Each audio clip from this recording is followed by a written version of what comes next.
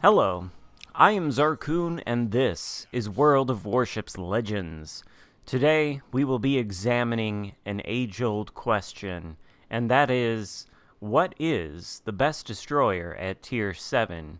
Now, I think the Tier 7 British Tech Tree Destroyer, HMS Lightning, is a strong contender, even to this day. It's an older ship, it's been in the game for quite some time now, but I think it still holds up all these years later, and I think it's fairly underrated.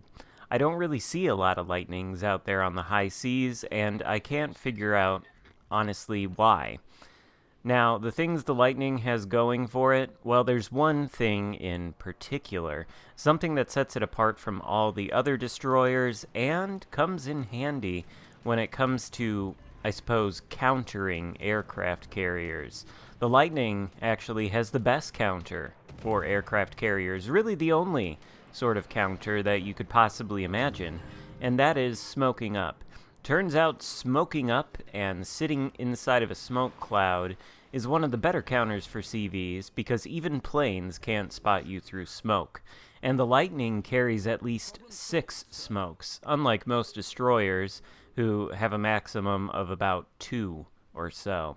The Lightning gets the British destroyer smokes.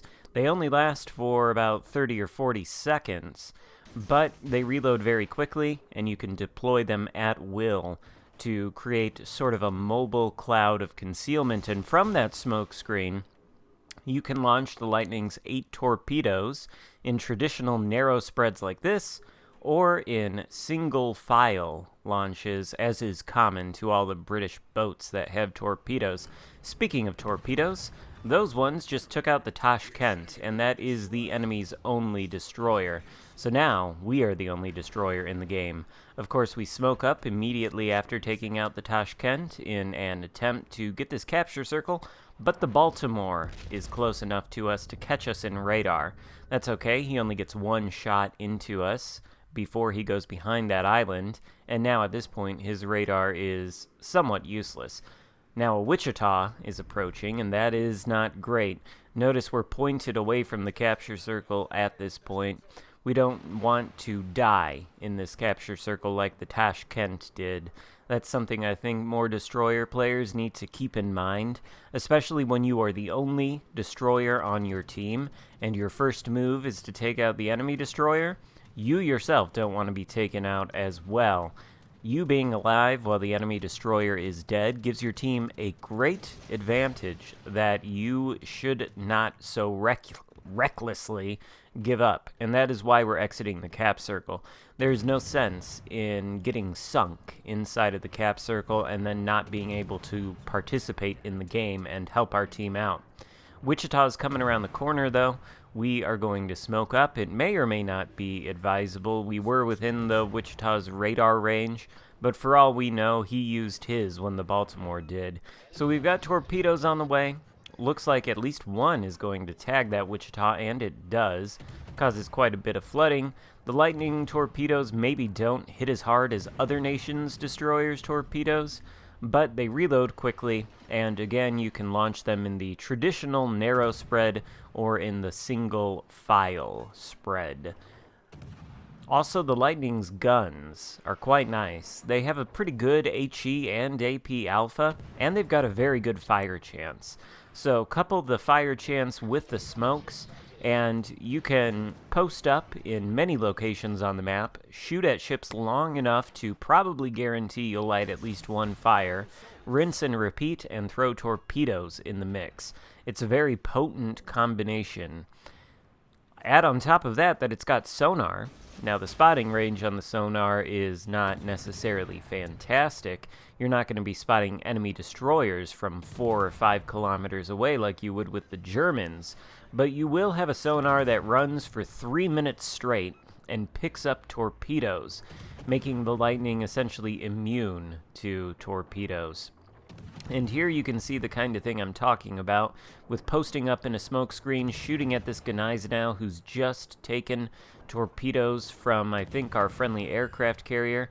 We're not getting that fire yet, but we do have the torpedoes on the way. There's the fire, and the Gneisenau is turning right into them, so of course he is doomed. And he takes 3, goes down as our second kill. Meanwhile, the Baltimore, who radared us earlier, is moving in. Still got a little bit of time left in the smoke. We're going to keep shooting at the Baltimore. You may be noticing that I am pretty consistently getting fires in this game when I do shoot at ships. We're up to 4 fires right now, and that's not all we're going to light. In fact, I think we're going to light quite a few on this Baltimore. Now, we are wary of his radar, so we're going toward this island. We were just shooting at him, so you'd think he'd radar us now. But as we draw closer to the island, we're mindful that we will soon be able to shoot him and escape into concealment before he can turn and shoot us. So we do get 2 salvos out at him. 1 lights a fire, and right on cue, there's the radar, but we are in no danger. We've put ourselves behind this island.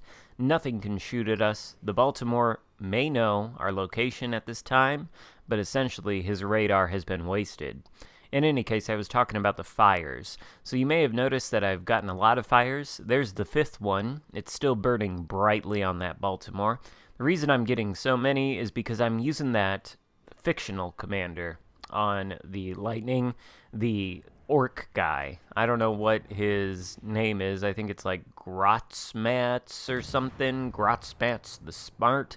Can't remember, but in his 4th row of skills, he's got one that increases the HE alpha and the fire chance. Not by much. It's like by 1.5%, maybe 2%. But add that on with the legendary skill Fight Fire with Fire, I think it's called, where you... Or, no, that's not what it's called. That's the battleship skill. That one skill that destroyer commanders have that increase the fire chance of your high explosive shells but reduce the alpha. I've got both of those skills going on the Lightning, and as a consequence, I've got an 11 or 12% fire chance. So these guns are very reliable, especially with this commander. It's a very good fire starter, much like many of the other British ships. We switched to AP there as the Baltimore gave us broadside.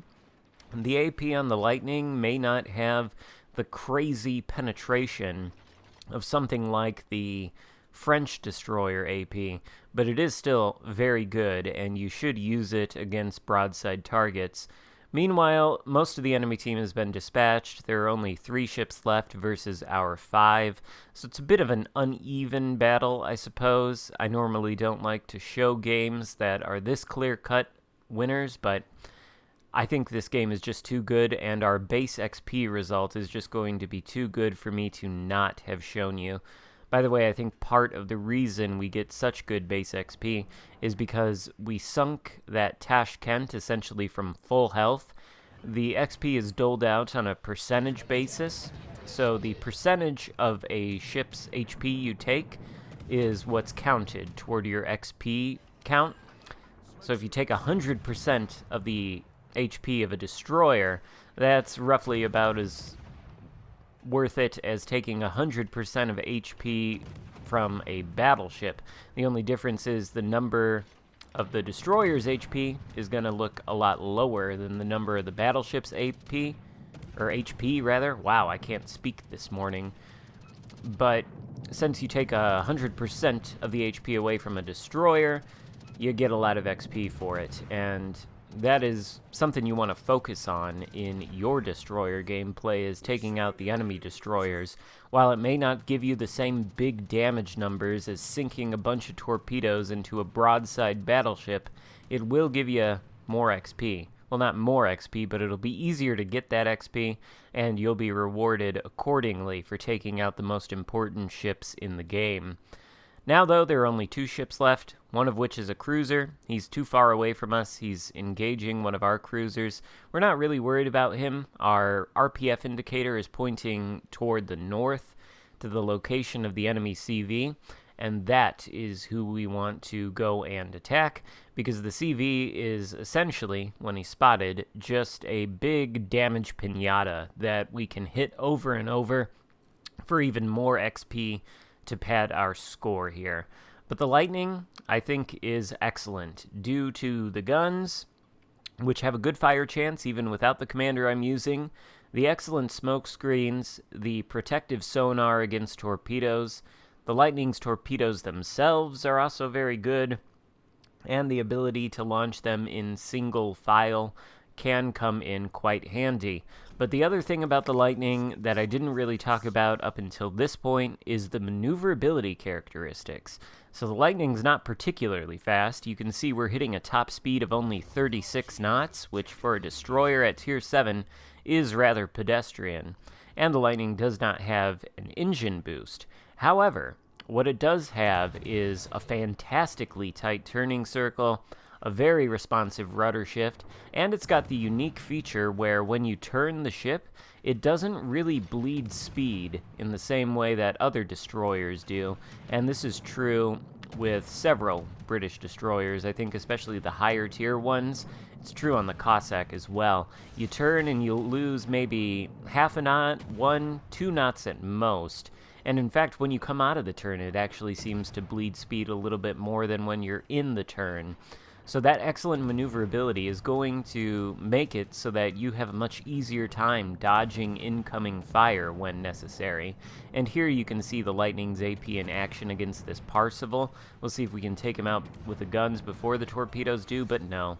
It is the torpedoes that end up taking him out. So there we take almost 100% of the HP of an aircraft carrier to go along with the Tashkent earlier.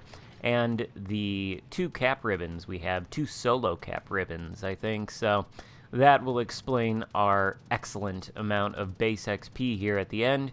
Just that last enemy cruiser to contend with, and I think he's going to go down any second here. And the game is going to result in our victory. In any case, I think the Lightning is fantastic. I think people undervalue it. And maybe after you see this video, you'll be inspired to go take out your own Lightning again and see if you agree with me.